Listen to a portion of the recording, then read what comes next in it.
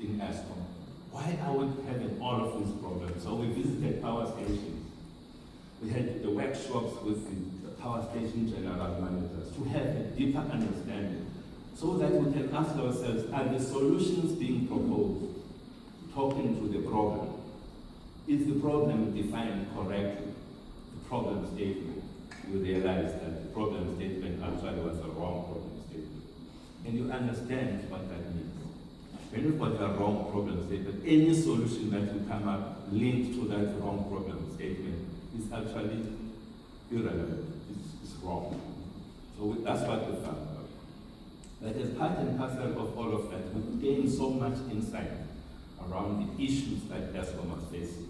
One of those was to be working through third parties, where we ended up having to work through companies that did not have the skills to help us. Companies that, as we go through them, we end up with maybe 200% increase in terms of price just because we would have gone through it, when the value is absolutely nothing, no value add. So we had to come up and say, this is the reality that we're finding here. This is what we're going to change. We need to change this. We need to deal directly with the original equipment manufacturers. I do not want to be dealing with someone who do not have the skills to help me when I'm in trouble. I need to deal directly with General Electric if I have to do that. So we came out and issued that position as the board.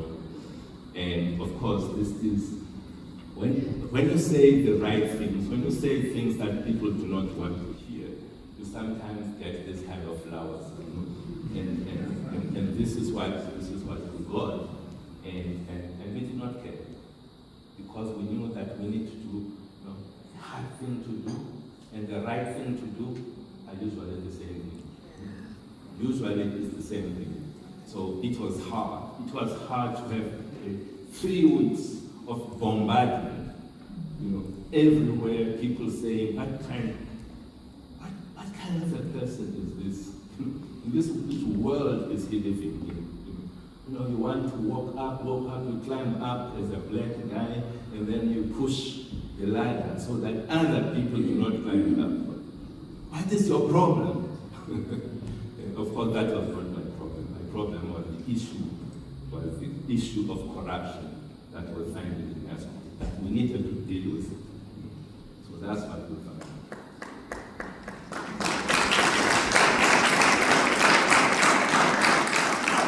So there are learnings.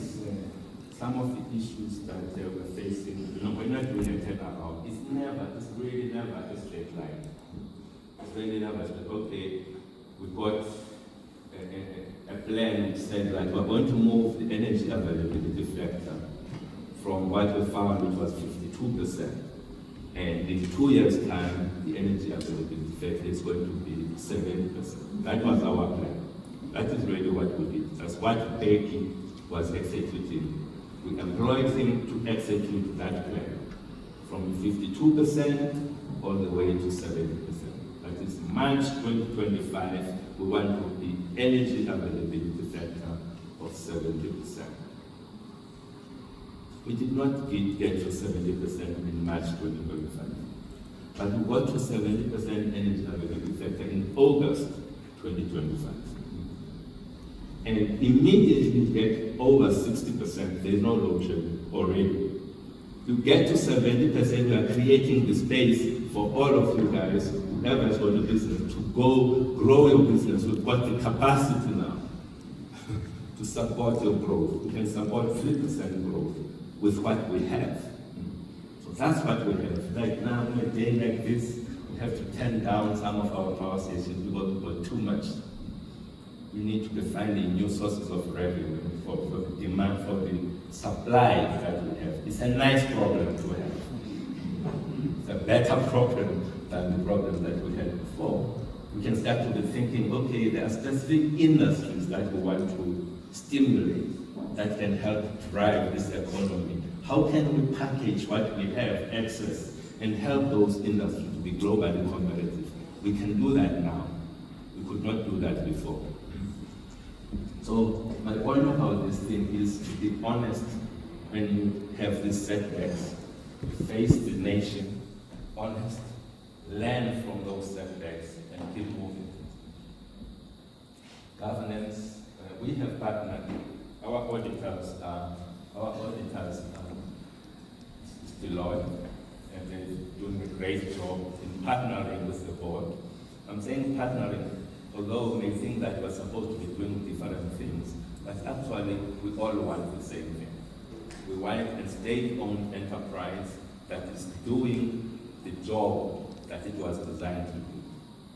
And the purpose of ESCOM is to power growth sustainably, is to power growth of South Africa sustainably. If there are any things that are distracting us from that purpose, we need to make sure that we address them. Some of the people that are helping us to surface and identify some of these problems are our auditors. And in this particular case, they managed to find that the online vending system that we have has been somehow compromised, and some of our own employees were part of doing this thing, and end up with these keys that are floating around being sold at a, interesting price. So we had to, I remember we announced our results on the 20th of December. These are the results of previous, which we should have announced maybe 4 months early. We announced because we had to deal with this thing. And the challenges that we're facing, because if we did not announce them on that day,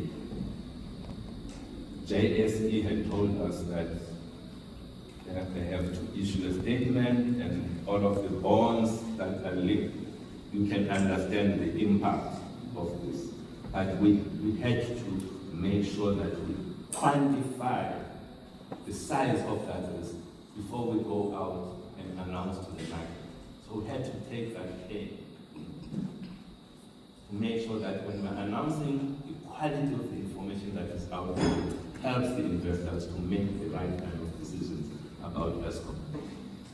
There's also a good partnership that we have with the SAPS and SIU. In fact, they came at ESCOM. They've got offices there. We're working with them, doing the investigation, and it's a great partnership that we have with them.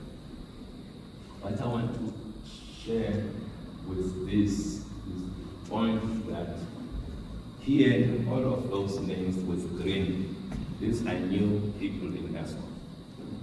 This is Dan's leadership team. The people in green, they are new members and coming from outside of ESCOM.